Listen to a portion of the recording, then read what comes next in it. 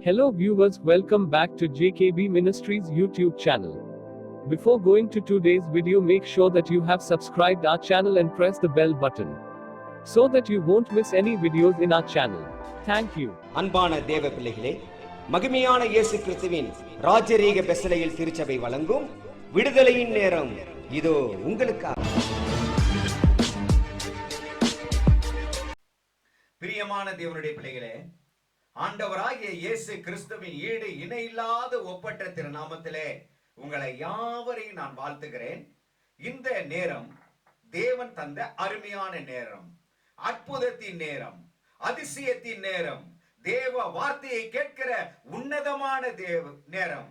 ஆகவே இந்த உன்னதமான நேரத்துல தேவனும் ஆட்டுக்குட்டியானவருமாய் இருக்கிற சிங்காசனத்தில் இருந்து நமக்கு நல்ல ஒரு தேவ செய்தியை உன்னதமானவர் கொடுக்கும் போது, செய்தியின் தலைப்பாக பார்க்கும்போது மரணத்தை மேற்கொண்ட அற்புதம் என்கிறதான தேவ செய்தி. இந்த தேவ செய்தி இதுவரைக்கும் இயேசு கிறிஸ்து செய்ததான, இந்த பூமியிலே இயேசு கிறிஸ்து செய்ததான அதிசயங்களை தியானித்துக் கொண்டு வந்திருக்கிறோம். ஆகவே சரியாக இந்த அற்புத செய்தி 32வது பாகமாக நாம் பார்க்கிறோம்.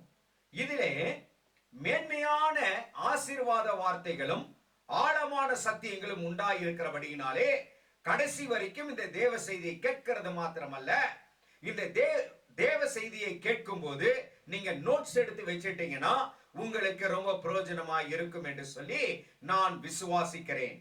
இந்த தேவ செய்தியானது நமக்கு, நம்முடைய வாழ்க்கைக்கு, நம்முடைய மறுஜென்ம வாழ்க்கைக்கும் மிக மிக மிக மிக அவசியமானதாய் இருக்கிறது. இந்த உலகில் வாழும் எல்லா ஜீவராசிகளுக்கும், ஊர்வன, பரப்பன மற்றுமாக மனிதர்கள் முதல் கொண்டு எல்லாருக்குமே ஒரு பிறப்பு அப்படின்னு சொல்லி இருந்தா ஒரு இறப்பு என்பதாக இருக்கிறது. ஆகவே எல்லாமே இந்த பூமியில பிறந்த உடனே மரண போர்வை, அந்த மரண போர்வையானது நம் மேலே அமைந்து காணப்படுகிறது என்று பார்க்கிறோம். ஆகவே மனுஷருக்கும் சரி, சகல உயிர்வாழ் ஜீவ ஜந்துகளுக்கும் சரி, உன்னதமானவர் ஆயுசு நாட்களை குறித்து வைத்திருக்கிறார். அந்த ஆயுசு நாட்கள் என்பது ஒவ்வொன்றுக்கும் ஒவ்வொரு ஆயுசு நாட்கள். அந்த ஆயுசின் வருஷங்களிலே, ஆயுசின் நாட்களிலே மனிதன் எப்படியாக இருக்கிறான் என்பதாக நாம் பார்க்கும்போது, உதாரணத்துக்கு சொல்ல போனால் யாக்கோப்பு, அந்த யாக்கோப்பு என்கிறதான தேவ மனிதன் இந்த பூமியிலே வாழ்ந்த நாட்களிலே பரதேசியாய் சஞ்சரித்தானாம். அந்த பரதேசியாய் சஞ்சரித்தது மாத்திரமல்ல, 130 வருடம் வரைக்கும் அவன் வருஷம் சஞ்சலமாய் கழிந்து போனது, சஞ்சலமாய் கழிந்து போனது என்று வேதம் சொல்லுகிறது. பிரியமானவர்களே, ஆகவே அவனுடைய வருஷத்தை பார்த்தால் 130.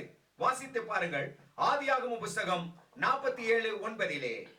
அதற்கு யாக்கோபு, நான் பரதேசியாய் சஞ்சரித்த நாட்கள் 130 வருஷம், என் ஆயுசு நாட்கள் கொஞ்சமும் சஞ்சலமுள்ளதுமாய் இருக்கிறது. அவைகள் பரதேசிகளாய் சஞ்சரித்த என் பிதாக்களுடைய ஆயுசு நாட்களுக்கு வந்து எட்டவில்லை என்று பார்வோனுடனே சொன்னான். ஆயுசு நாட்களிலே வந்து எட்டவில்லை. பாருங்க, 130 வருஷம் வாழ்ந்தாலும் கூட அந்த சஞ்சலமும் வருத்தமும் தான் இருந்தது. ஆனா அதுக்கு மேலேயும் கூட இருந்திருக்கிறார் இந்த யாக்கோப்பு. இன்னொரு வசனத்தில் சொல்லப்படுகிறது பாருங்க, ஆதியாகம புத்தகம் 47:28 அவனுடைய ஆயுசு நாட்கள் 147 என்று எழுதப்பட்டிருக்கிறது. யாக்கோபு எகிப்து தேசத்திலே 17 வருஷம் இருந்தான். யாக்கோபுடைய ஆயுசு நாட்கள் 147 வருஷம். பாத்தீங்களா, துல்லியமாக சொல்லப்படுகிறது. அந்த 147 வருஷத்துல இவனுடைய ஆயுசு நாட்கள் சஞ்சலமும் வருத்தமுமான நாட்கள் எத்தனை தெரியுமா? 130 வருஷம். நம்முடைய ஆயுசு நாட்கள் எத்தனை இருக்கிறது? நம்முடைய ஆயுசு நாட்கள் எப்படி முடிய போகிறது? அதிலே சஞ்சலமும் வருத்தமுமான ஆயுசு நாட்கள் எப்படி, எது என்பதை, நாட்களை இன்னும் அறிவை நாங்க பெற்றுக்கொள்ளணும். ஆச்சுங்களா?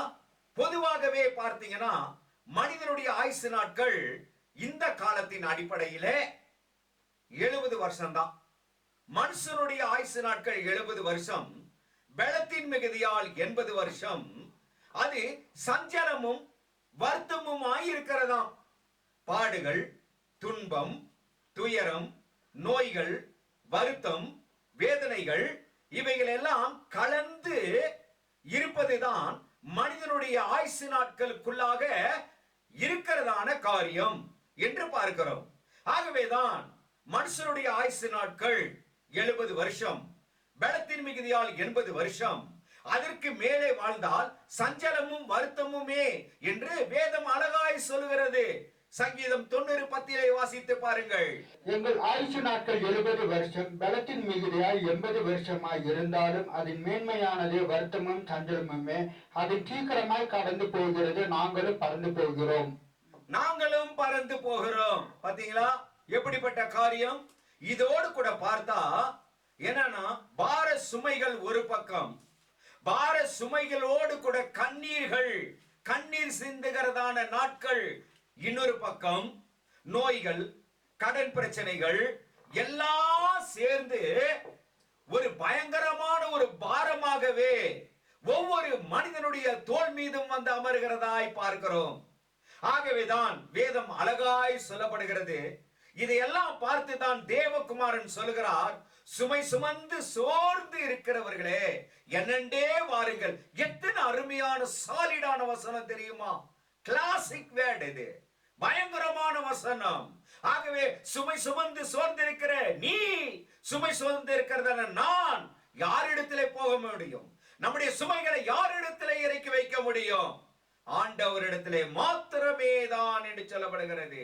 மத்தேயு 11:28 வாசித்து பாருங்கள். வருத்தப்பட்டு பாரம் சுமக்கிறவர்களே, நீங்கள் எல்லாரும் என்னிடத்தில் வாருங்கள், நான் உங்களுக்கு இளைப்பாறுதல் தருவேன். ஆமென். ஒரு முறை ஒரு மரண வீடு, அந்த மரண வீட்டிலே பயங்கரமான ஒரு வேதனை, மரணம் சம்பவித்தது. அந்த சம்பவித்ததான அந்த வீட்டிலே பயங்கரமான வேதனை. அப்படி வேதனையா இருக்கிறதான சமயத்திலே கண் கலங்கி இதோ தவித்து மாரடித்து கொண்டு துக்கத்தை இவ்விதமாக அங்க துக்கத்தால் நிறைந்திருக்கிறதான ஒரு சம்பவம் உண்டாயிருக்கிறது. துக்கமும் துயரமும் மனவேதனையுமான ஒரு நேரம்.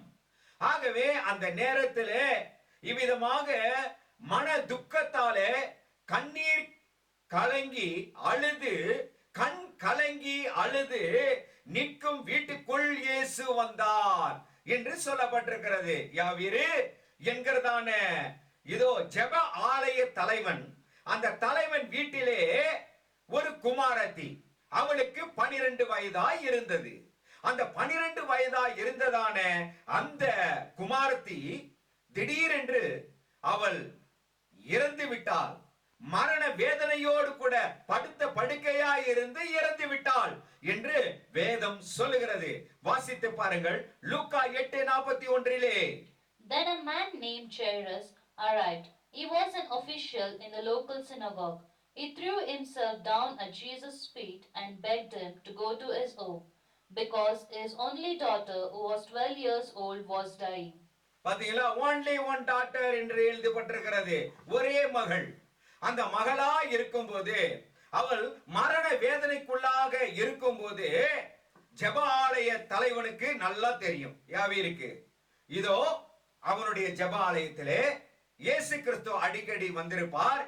அவர் அற்புதம் செய்கிற தேவன், அதிசயம் செய்கிற தேவன், மரணத்தில் இருந்து ஜெயம் கொடுக்கிற தேவன் என்று அறிந்திருக்கிறான். அறிந்து அவரை வர சொல்லுங்கள், என் குமாரத்தி உயிர் பெறுவாளே என்கிறதான ஏக்கத்தோடு கூட செய்தி அனுப்புகிறான். அப்படி செய்தி அனுப்பும் போது வருவதற்கு சில தாமதமாகிறது. ஆண்டவர் வருகிற வழியிலே இவ்விதமாக அநேக வருடங்களாய் உதிரை பெருக்க எடுத்து வந்ததான பெண்மணி தேவனுடைய ஆடையை தொடுகிறாள். அங்கே அற்புதம் நடக்கிறது. அதனாலே சில சலசலப்பும் சில காரியங்களும் அங்கே நடக்கிறது. ஆகவே ஜனக்கூட்டம் அதிகமாய் இருந்தபடியினாலே அந்த யவீரு என்கிறதான அவருடைய வீட்டுக்குள்ளாக வருவதற்கு தாமதமானபடியினாலே உடனே அவள் இறந்து விட்டாள் என்கிறதான செய்தியும் போதகருக்கு அனுப்ப வேண்டும் என்று சொல்லி ஒருவன் ஓடி வருகிறான். ஓடி வந்து இவ்விதமாக அவன் சொல்லுகிறான், நீ வருவதற்கு முன்னதாகவே இவள் இறந்து விட்டாள் என்று சொல்லி. பாத்தீங்களா, எவ்வளவு துக்கமான ஒரு காரியம். எல்லாருமே அழுது கொண்டிருக்கிறார்கள். ஆகவே துக்கம் கொண்டாடுகிறவர்கள் வந்து அந்த துக்கத்தால் மாரடித்துக் கொண்டு அழுது கொண்டிருக்கிறார்கள். ஒவ்வொரு வில்லேஜில் பார்க்கும்போது ஒரு சில மரணங்கள் ஏற்படும் போது மாரடித்து இவ்விதமாக அழுது புலம்பி ஒப்பாரி வைக்கிறவர்கள் கூட்டம் இருக்கதான் செய்கிறது. அதே போல இஸ்ரவேல் ஜனங்களிலே ஒரு பழக்கம் என்னன்னா, ஒரு துக்கம் வந்துருச்சுன்னா அந்த துக்கத்திற்கு அந்த மாரடிக்கிறதான கொண்டாட்டம், அதாவது துக்கம் கொண்டாடுதல் என்று பைபிள்ல சரியாக எழுதப்பட்டிருக்கிறது. வாசித்து பாருங்கள், லூக்கா 8வது அதிகாரம் 49-50 வசனங்கள். While Jesus was saying this, a messenger came from the official's house. Your daughter has died, he told Jairus. Don't bother the teacher any longer. But Jesus heard it and said to Jairus, don't be afraid, only believe and she will be well. அந்த சமயத்திலே தான் தேவன் சொல்கிறார், என்ன சொல்கிறார் தெரியுமா? பயப்படாதீர்கள். என்ன சொல்கிறாரு? ஒன்று, பயப்படாதீர்கள். ரெண்டு, விசுவாசம் உள்ளவர்களாயிருங்கள் என்றார் தேவன். ஆகவே விசுவாசம் இல்லாமல் போகும்போது பயம் வந்துவிடும். நமக்கு கூட பாருங்க, நம்ம பேச்சளவில் நான் விசுவாசமா இருக்கிறேன்னு சொல்லலாம். ஆனா நமக்குன்னு ஒரு துக்கம் வரும்போது, நம்ம வீட்டுக்குள்ளாக ஒரு துக்கம் வரும்போது விசுவாசம் இருக்குமா இல்லையா, அது காணாமல் போகுமா என்று தெரியாது. பாத்தீங்களா? ஆகவேதான் ஆண்டவர் சொல்லுகிறார், துக்கப்படுகிற சமயத்திலே, வேதனைப்படுகிற சமயத்திலே, மரண நேரங்களிலே நாம் மரணத்தை கண்டு பயப்படவே கூடாதாம். தைரிய மனதோடு கூட இருக்கணுமா. அந்த தைரிய மனதோடு கூட விசுவாசம் கலந்திருக்க வேண்டும் என்று சொல்லி வேதம் அழகாய் சொல்லப்படுகிறது. ஆகவேதான் faith அவசியம், விசுவாசம் அவசியம். அந்த விசுவாசத்தோடு கூட தைரியத்தோடு கூட இருங்கள் என்று சொல்லப்படுகிறது. அங்கே பாத்தீங்கன்னா துக்கம் கொண்டாடுறவர்கள் எல்லாம் கூட்டம் கூட்டமாய் வந்து இவ்விதமாக துக்கம் கொண்டாடி இருக்கிறார்கள், கொண்டாடி கொண்டிருக்கிறார்கள். அதை பார்த்து தேவன் என்ன சொல்கிறார் தெரியுமா? இவர்கள் எல்லாரையும் வெளியே போகட்டும் என்று சொல்கிறார். ஆகவே செத்து போயிட்டாலே இதோ இவர் வந்து என்ன செய்ய போகிறார் என்கிறதான ஒரு அவிசுவாசம் அந்த ஜனங்களுக்குள்ளாக இருக்கும். பாருங்க, ஒரு அற்புதம் நடக்க வேண்டும் என்று சொன்னால், அல்லேலூயா, ஒரு அற்புதம் நடக்க வேண்டும் என்று சொன்னால், ஒரு அதிசயம் நடக்க வேண்டும் என்று சொன்னால் அவிசுவாசம் இருக்கக்கூடாது, பரிகாசம் இருக்கக்கூடாது, சந்தேகங்கள் இருக்கக்கூடாது. ஆகவே இவைகள் எல்லாம் இருந்தால் அற்புதம் நடக்காது. ஆகவேதான் இயேசு கிறிஸ்து இப்படிப்பட்ட ஜனங்களை அங்கே கண்ட பொழுது வெளியே அனுப்பினார். எல்லாரையும் வெளியே அனுப்பினார். எல்லாரையும் அப்புறப்படுத்துங்கள் என்று சொன்னாராம் தேவன். வாசித்து பாருங்கள், லூக்கா 8வது அதிகாரம் 52-53 வசனங்கள். எல்லாரும் அழுது அவளை குறித்து துக்கம் கொண்டாடுவதைக் கண்டு, அழாதீங்கள், அவள் மரித்து போகவில்லை, நித்திரையா இருக்கிறார் என்றார். அவன் மரித்து போனார் என்று அவர்கள் அறிந்ததினால் அவரை பார்த்து நகைத்தார்கள். பாத்தீங்களா? அவரை பார்த்து நகைத்தார்கள், பரிகாசம் பண்ணினார்கள். மரித்த பின்பு ஒரு மனிதன் உயிர் பெற முடியுமா? முடியாது. பின்ன ஏன் இவர் இப்படி சொல்லுகிறார் என்று சொல்லி. ஆனால் தேவன் மரித்தவர்களையும் உயிர்ப்பிக்கத்தக்கதான சக்தியும் வல்லமையும் அவருடைய வார்த்தைக்கும் உண்டு, அவருடைய கரங்களுக்கும் உண்டு. ஏனென்றால் அவருடைய கரத்தை தொட்டு அந்த சிறு பெண்ணை எழுந்திரு, சிறு பெண்ணே எழுந்திரு என்று சொல்லி வார்த்தையும் வருகிறது. அந்த அவருடைய கையும் அந்த சிறு பெண்ணினுடைய கையை பிடித்து தூக்கும் போது நாடி நரம்புகளுக்குள்ளாக அவருடைய பிரசன்னம், உன்னதமானவருடைய அற்புதம் வார்த்தையின் வாயிலாகவும் அவருடைய கையிலே இருக்கிறதான அனல் சூடு, பயங்கரமான உயிர்ப்பிக்கிறதான வல்லமையின் ஆவி அவர் தொட்ட மாத்திரத்திலே அந்த சிறுபெண் அழகா எழுந்திருக்கிறதான ஒரு காரியத்தை நம்ம பார்க்கிறோம் பிரியமானவர்களே. ஆகவேதான் வேதம் சொல்கிறது, கையை பிடித்து எழுந்திரு என்றார். பாத்தீங்களா? கையை பிடித்து எழுந்திரு என்றார். அப்படி சொன்ன மாத்திரத்திலேயே அவள் எழுந்திருந்தாளாம். அடுத்த வசனத்தை வாசித்து பாருங்கள். எல்லாரையும் அவர் வெளியே போக பண்ணி அவருடைய கையை பிடித்து பிள்ளையை எழுந்திரு என்றார். அப்பொழுது அவள் உயிர் திரும்ப வந்தது. உடனே அவள் எழுந்திருந்தால் அவளுக்கு ஆகாரம் கொடுக்க கட்டளையிட்டார். பாத்தீங்களா? அவளுக்கு ஆகாரம் கொடுக்க கட்டளையிட்டார் என்பதாக நாம் பார்க்கிறோம். ஆகவே இது சம்பவம், இது நடந்த சம்பவம். இப்படியே நம்ம பார்த்தா இயேசு கிறிஸ்து யாவீர் வீட்டில போறாரு, ஜப தலைவன் வீட்டிலே போறாரு, அந்த சிறு பிள்ளையை எழுப்புகிறார், கரம் பிடித்தாரு, சொன்னாரு, எல்லாத்தையும் வெளியே அனுப்பினாரு, அற்புதம் நடந்தது, அந்த சிறு பிள்ளையும் எழுந்துட்டான். இது சம்பவம். இயேசு கிறிஸ்து உயிர் கொடுத்தார் என்ற சம்பவம். ஆனா இதுல இருந்து நமக்கு என்ன பிரயோஜனம் இருக்கிறது? இன்னைக்கும் பார்த்தீங்கன்னாக்கா ஜப வீட்டின் தலைவனை போல இந்த சரீரமாகிய வீட்டுக்கு இவ்விதமாக இந்த சரீரமே தலைவனாய் இருக்கிறது. இந்த சரீரமாகிய வீட்டுக்கு என்னமா இந்த சரீரத்தினுடைய வாழ்நாட்களில இதோ நாமே இந்த சரீரத்தை ஆட்சி செய்கிறோம், இந்த சரீரத்தை நடத்துகிறோம் என்கிறதான நிலை இந்த சரீரத்தில் இருக்கிறது. இப்போ அந்த பெண் மரித்தாள் அல்லவா? அதே போல வீட்டுக்குள் அந்த பெண் மரிக்கிறாள். அதே போல இந்த சரீரத்திற்குள் ஆன்மா மரித்த நிலைமையில இருக்கிறது, மரித்தும் போய் இருக்கிறது. எப்படி? இந்த பூமியில இருக்கிறதான சுகபோகங்கள் எல்லாம் பார்த்து இந்த இம்மைக்குரிய வாழ்விலே வாழ்ந்து கொண்டிருக்கும் போது உயிரோடு செத்தவர்களாய் காணப்படுகிறோம். பாத்தீங்களா? உயிரோடு கூட சுகபோகமாய் வாழ்கிறவன் உயிரோடு கூட செத்தவன் என்று எழுதப்பட்டிருக்கிறது. பாவம் செய்யும் ஆத்துமா சாகும் என்று சொல்லப்பட்டிருக்கிறது. ஆகவே இது செத்த நிலையில இருக்குங்க. ஆகவே இந்த செத்த நிலையில இருக்கும் போது ஒருவேளை அந்த உணர்வு இருந்தா, எனக்குள்ளாக இருக்கிறதான ஆன்மா செத்து போய் விட்டது, எனக்குள்ளாக இருக்கிறதான ஆன்மா மரித்து போய் விட்டது அப்படின்னு அந்த நினைவு கூறும் போது நாம் அந்த சமயத்தில் என்ன செய்யணும் தெரியுமா? ஒன்று, நமக்கு விசுவாசம் வேண்டும். இரண்டாவது காரியமாக நாம் பயப்படக்கூடாது. நாம் எதுக்கும் பயப்படக்கூடாது. உலக காரியங்களுக்கு பயப்படக்கூடாது. உலக வாழ்க்கையில வருகிறதான சோகங்கள், உலக வாழ்க்கையில வருகிறதான அகோரங்கள், உலக வாழ்க்கையில வருகிறதான கஷ்டம், துன்பம், துயரம், இவைகள் எல்லாம் பார்த்து நம்ம அப்படியே போய்விடக் கூடாது. ஆனா உள்ளே ஒரு ஆன்மா இருக்கு இல்லையா? அந்த ஆன்மாவை நினைத்து நாம் என்ன செய்யணும் தெரியுமா? அந்த ஜெப வீட்டின் தலைவன் இயேசு கிறிஸ்துவுக்கு ஆள் அனுப்பினான். வரட்டும், போதகர் வரட்டும், அப்பொழுது என் பிள்ளை உயிர் தெழுவாள் என்கிறதான ஒரு செய்தியை அனுப்புகிறதாக நாம் பார்க்கிறோம். அவ்விதமாக நாமும் என்ன செய்ய வேண்டும்? பரலோக ராஜ்யத்தை பார்த்து ஆண்டவருக்கு அழைப்பு கொடுக்க வேண்டும்.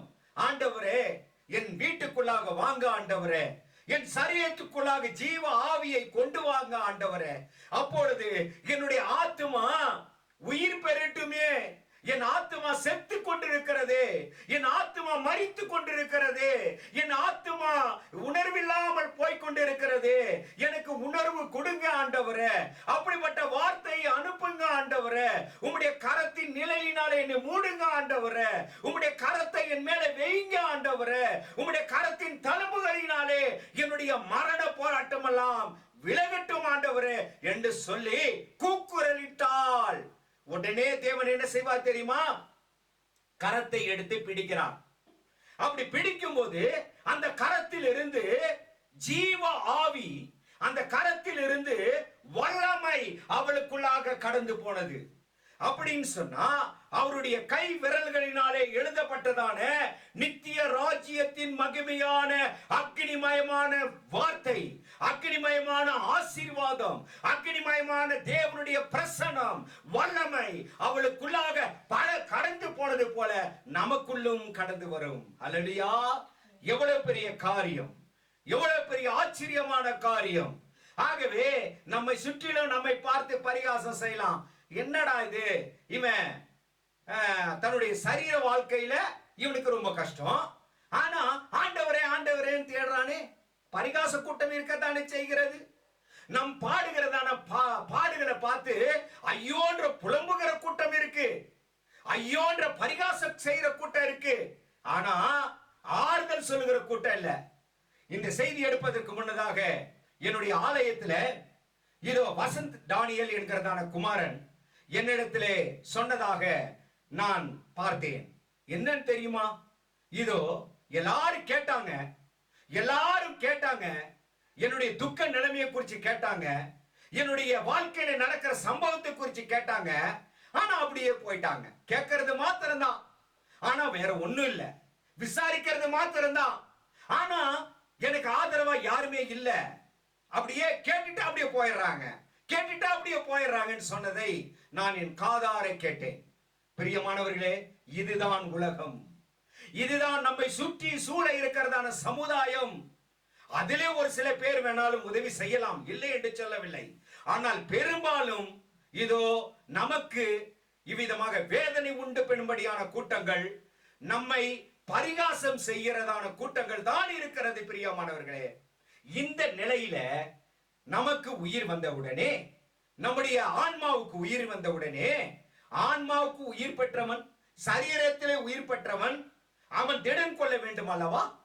அவனுக்கு சக்தி வர வேண்டும் அல்லவா? அதற்காக இவனுக்கு ஆகாரம் கொடுங்கள் என்று சொல்லி ஆண்டவர் சொல்லி அனுப்பினார்.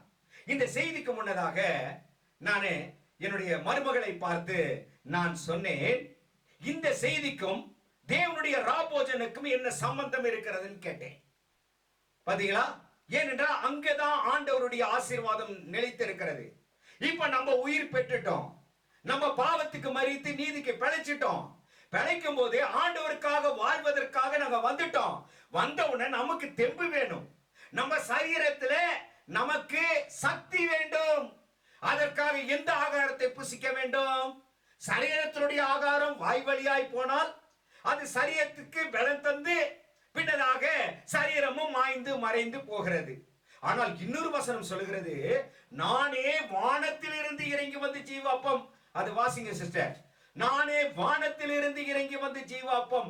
யோவான் 6வது அதிகாரத்திலே நாம் பார்க்கிறோம். வாசித்து பாருங்கள். அந்த ஆகாரம் தான் மிக மிக நமக்கு முக்கியம். அந்த ஆகாரம் பலன் தருகிற ஆகாரம். அந்த ஆகாரம் கடைசி நாட்களிலே நமக்கு பலனை உண்டு பண்ணுகிற ஆகாரம். அந்த ஆகாரம் நம்முடைய ஆவிக்குரிய வாழ்விலே, நம்முடைய உள்ளான மனிதனுக்கு அது வளர வைக்கிற ஆகாரம், சக்தி அளிக்கிற ஆகாரம், புத்துயிர் கொடுக்கிற ஆகாரம் என்று சொல்லி எழுதப்பட்டிருக்கிறது. ஆகவேதான் வேதவசனம் சொல்லுகிறது, மனிதன் அப்பத்தினால் மாத்திரம் அல்ல, ஆண்டவருடைய வாயில் இருந்து வருகிற ஒவ்வொரு சொல்லினாலும் உயிர் பிழைப்பான் என்று சொல்லப்பட்டிருக்கிறது. முதலாவது இந்த வசனத்தை வாசிங்க.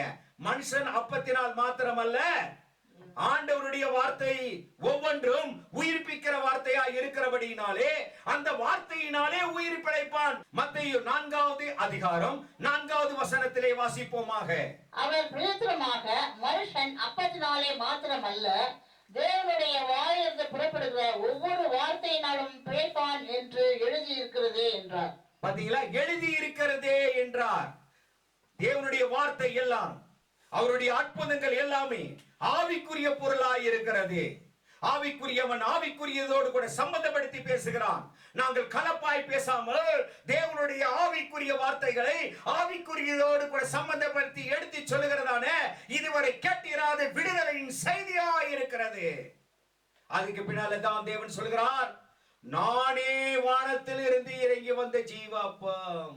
யோவான் 6வது அதிகாரம் 51வது வசனத்தை வாசித்து பாருங்கள். நானே வானத்திலிருந்து இறங்கின ஜீவ அப்பம், இந்த அப்பத்தை புசிக்கிறவன் என்றென்றைக்கும் பிழைப்பான். நான் கொடுக்கும் அப்பம் உலகத்தின் ஜீவனுக்காக நான் கொடுக்கும் என் மாம்சமே என்றார். பாத்தீங்களா? என் மாம்சமே என்றார். ஆகவே பிரியமானவர்களே, இப்படிப்பட்ட பலன், இப்படிப்பட்ட சக்தி நமக்குள் வரணும்னு சொன்னா நம்ம சரீரமாகிய வீட்டில மாரடிக்கிறதான தன்மை இருக்கு. எதுக்கு எடுத்தாலும் மாரடிச்சுக்கிறேன். ஐயோ ஏன் தான் வாழ்கிறனோ, ஐயோ ஏன் தான் இருக்கிறனோ, என்னால முடியலையே, என்னால வாழ முடியலையே, நான் என்ன செய்வேன், எப்போ பார்த்தாலும் புலம்பல். என்ன ஆண்டவர் செஞ்சாரு எனக்கு, இது நாள் வரைக்கும் ஆண்டவர் ஆண்டவரேன்னு போனேனே, எனக்கு ஏன் இந்த கொடுமை, எனக்கு ஏன் இந்த வேதனை? இதெல்லாம் மாரடிக்கிற கூட்டம், இதெல்லாம் மாரடிக்கிற கூட்டம் நம்மகிட்டயே இருக்குது. பாத்தீங்களா, வேற எங்கேயும் இல்ல, இந்த சரீரமாகிய வீட்டுக்குள்ளாரியே இருக்கு. சரீர வீட்டுக்குள் மாரடிக்கிற கூட்டம் வந்தது.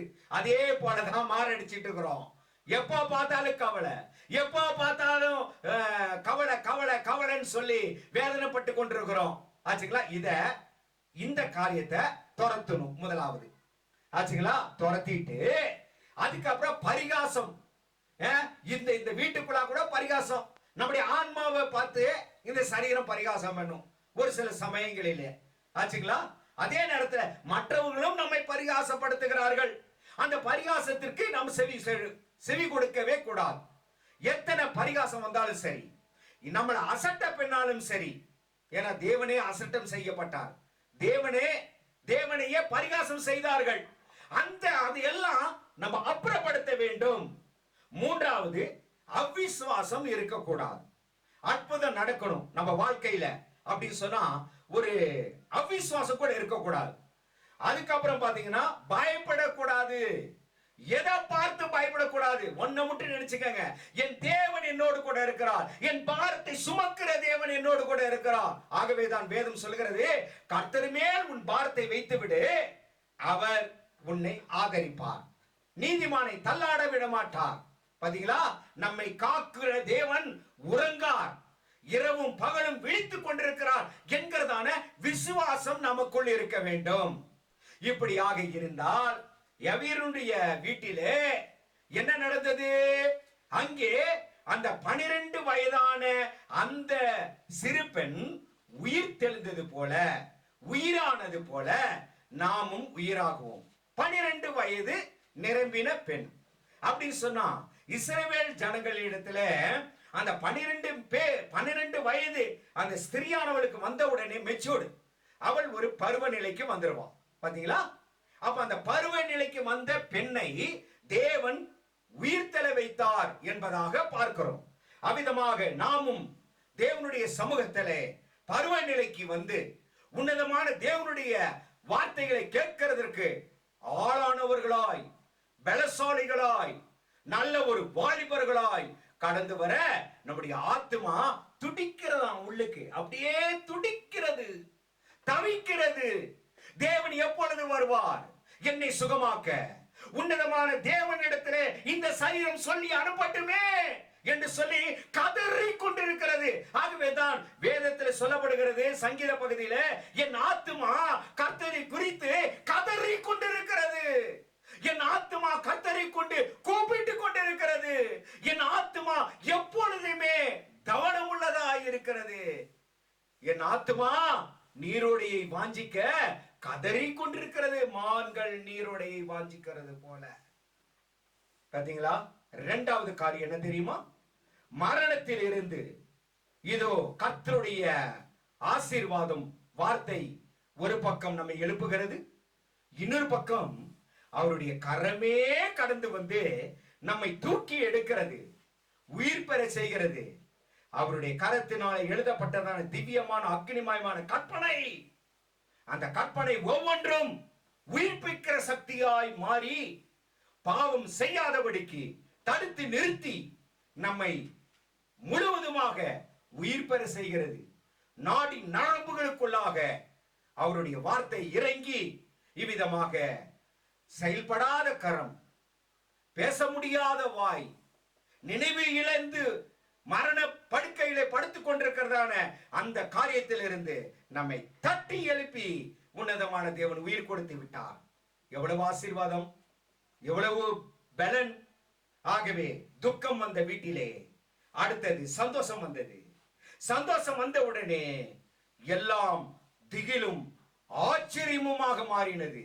அதே போல நீங்கள் உலகத்துக்கு ஆச்சரியமானவர்கள், உலகத்திலே நீங்கள் உயிர் பெற்றவர்கள், தேவனுக்காக மறுபடியும் பிறந்தவர்கள் என்று சொல்லி மற்றவர்கள் ஆச்சரியப்பட்டு இருக்கத்தக்கதான ஒரு ஆசீர்வாதம், சந்தோஷம் வந்தது. ஒரு மனுஷன் பாவத்துக்கு மரித்து நீதிக்கு பிழைத்தான் என்று சொன்னால், பரம வீட்டிலே பரலோக ராஜ்யத்திலே ஒரு பாவி மனம் திரும்பினதை குறித்து அதிக சந்தோஷம் உண்டானது என்று வேதத்திலே எழுதப்பட்டிருக்கிறது.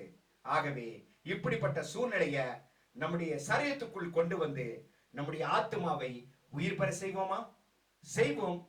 தேவனுடைய பலனை பெறுவோம்.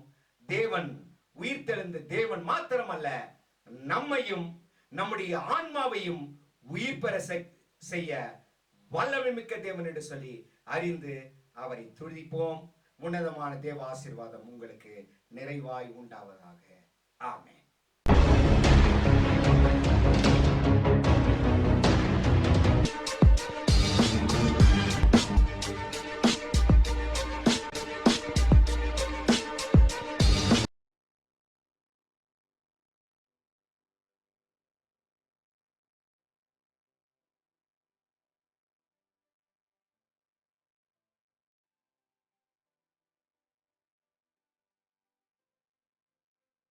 பிரியமான தேவ பிள்ளைகளே, இப்பொழுது கேட்டதான விடுதலையின் நற்செய்தி உங்களுக்கு அதிக பிரயோஜனமாக இருந்தது என விசுவாசிக்கிறோம். இந்த தேவ ஊழியம் அநேக நெருக்கங்களின் மத்தியில் நடந்து கொண்டிருப்பதால் இந்த டிவி ஊழியத்தை ஜெபத்தாலும் உங்கள் கையின் பிரயாசத்தாலும் தாங்கி தேவ ஆசீர்வாதம் பெறுங்கள்.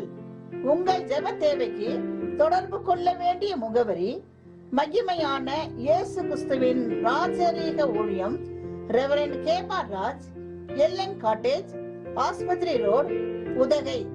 கைபேசி எண் 9435234477 மற்றும் 78717177